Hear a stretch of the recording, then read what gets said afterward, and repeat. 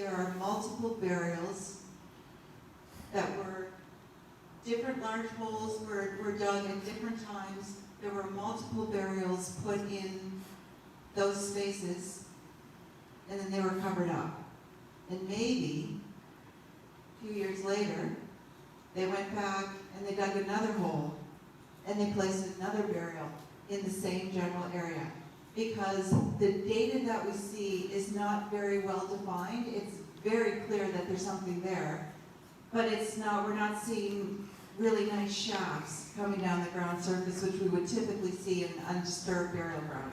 We're seeing kind of blended, large anomalies, which suggests to us that they are multiple burials in different areas aligned with the existing headstones, with the existing sort of plan of the 19th century burial ground, which leads me to be more inclined to suggest that these are unmarked burials in the pauper's plot than they are associated with the existing headstones.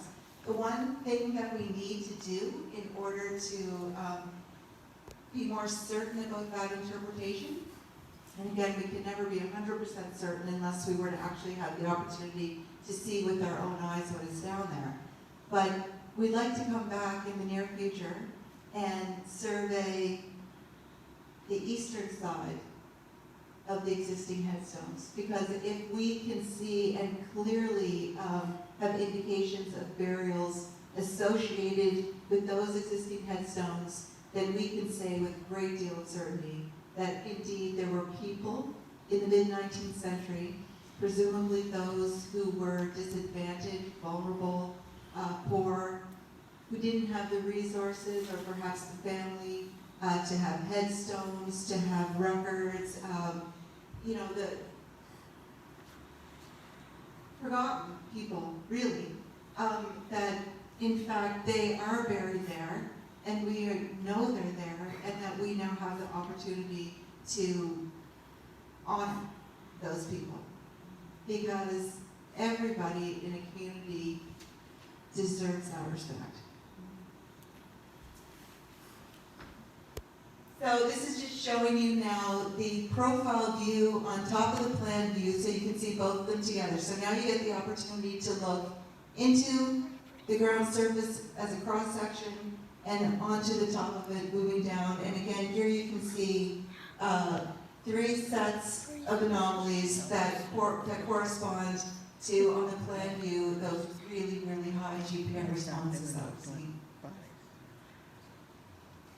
And these are the last couple of slides that I have. So, as I said to you earlier, we can make 3-dimensional models and actually let you see, sort of move through below the ground as you go. And that's what this is. So, again, we're under the ground surface. We're looking straight east. This is the edge of this would be the western boundary of our grid. So the furthest away that we were from the existing headstones, and we're moving towards the headstones. So what you can see here again, it shows up really well in this imagery, that top 50 centimeters, and then when we start to see those really, really strong sort of fluorescent responses, that's where we're beginning to see what we think are those unmarked burials. If we go to the next slide, this will be the one closest to the headstones themselves. So you can see that the anomalies are consistent both horizontally and vertically. They're very big and they're very pronounced. And the last slide is showing basically a 3D model. It should work. There we go. So it's going to move, maybe? It's moving, now you're moving through the ground surface and seeing exactly what the GPR is picking up as you work your way towards the existing headstones. So there's lots of stuff going on in that particular plot.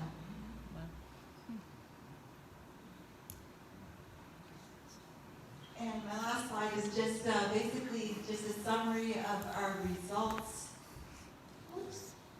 So we did indeed find significant anomalies in that plot. We don't know yet exactly what they represent. We may never know exactly what they represent, but if we are able to come back and do a second survey to make sure that there are burials on the eastern side of those headstones, then we could say with a great deal of certainty that these are the pauper burials, the unmarked burials.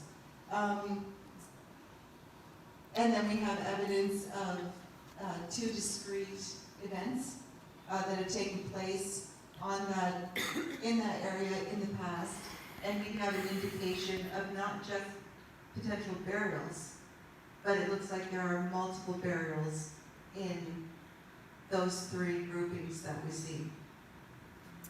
So it has been a really rewarding project for us to work on. It's always exciting to be able to bring some information that allows organizations and societies like yourself to better understand the history that you have in the area, but probably most importantly for me, it's an opportunity again to honor, potentially honor people who we have forgotten, but who have played a role, I'm sure, in building this community. So that is my presentation. That was our project. I hope that we can come back in the near future and do that second survey. I just want to thank you again, Pam in particular, for inviting us to come and do this project, and we look forward to working with you again in the future.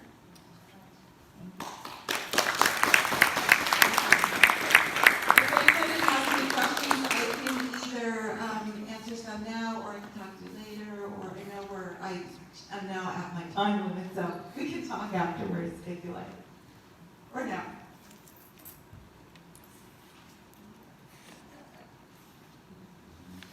Are there any questions? Aaron, your 3D model there, would I be understanding it looks like it's stacked burials possibly? It's hard to say. So what those, you see in the data, you are seeing like lines, right? Like this, this, this, this. I don't think those are representing different burials. I think what that's representing is actual disturbance underneath the ground surface. So what it's doing, if it's normally, you have an area.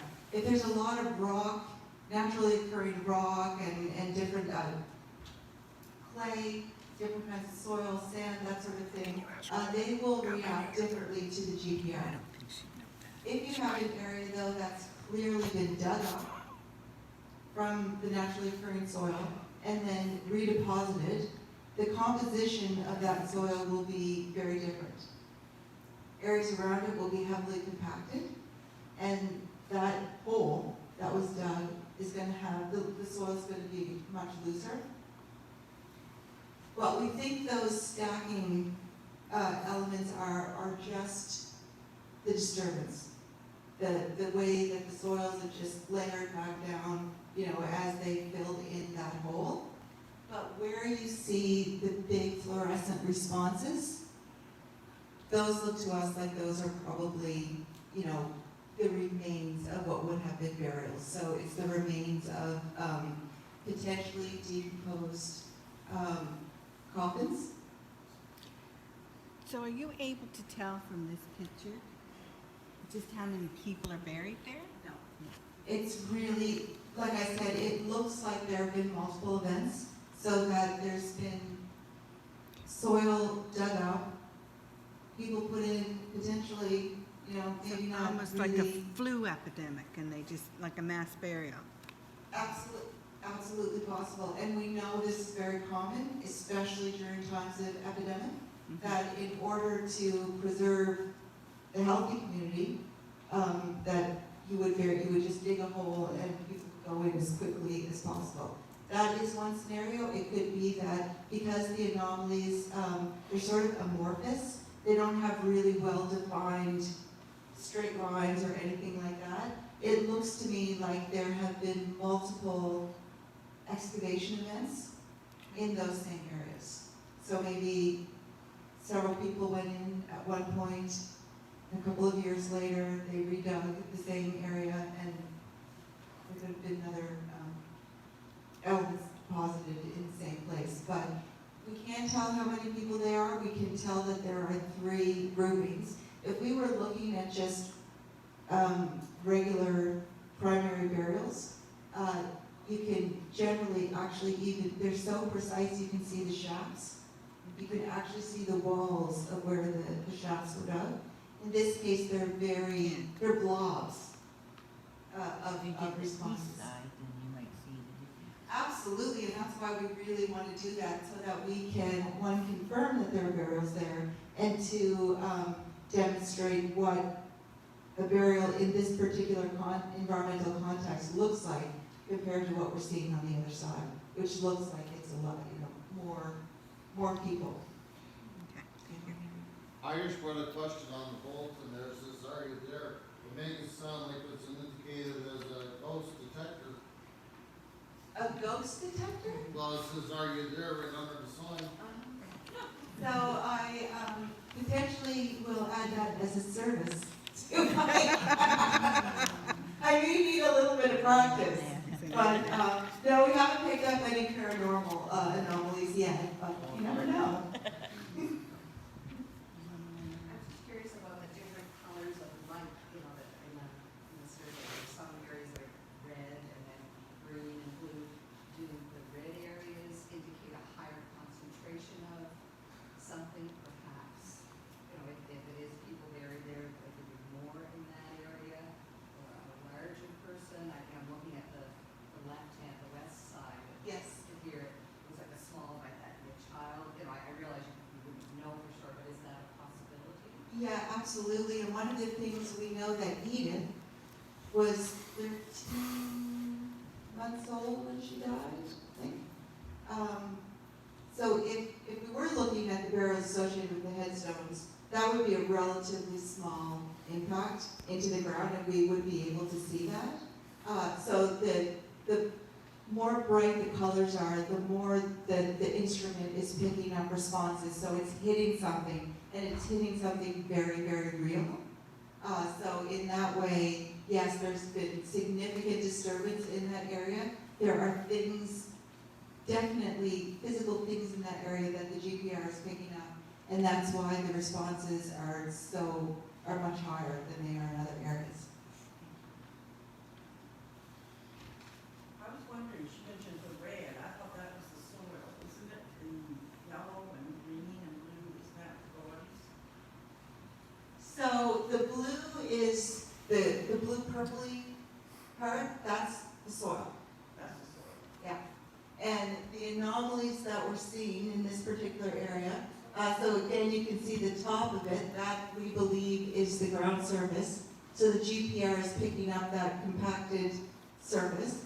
And then as you see other little sections, those are other areas that the anomalies that the GPR is picking up. So the blue is the soil, and the more fluorescent colors are the actual anomalies that are showing up. Now remember, in this case, this is just one slice. This is the slice closest to the existing headstones.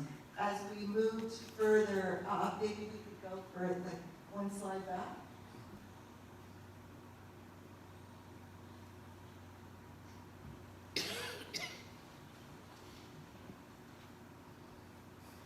So this is further away from those anomalies. You can see, further away from the headstones, those anomalies are much, much stronger.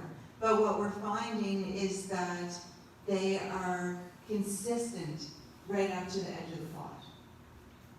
So it's not just one sort of, random thing somewhere, but we have 3 consistent areas of disturbance that seem to be in alignment with the plan of the cemetery itself.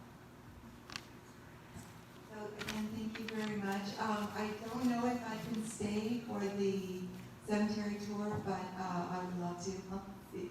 I have to drive back to Belfast. Anyway, thank you very much. Good.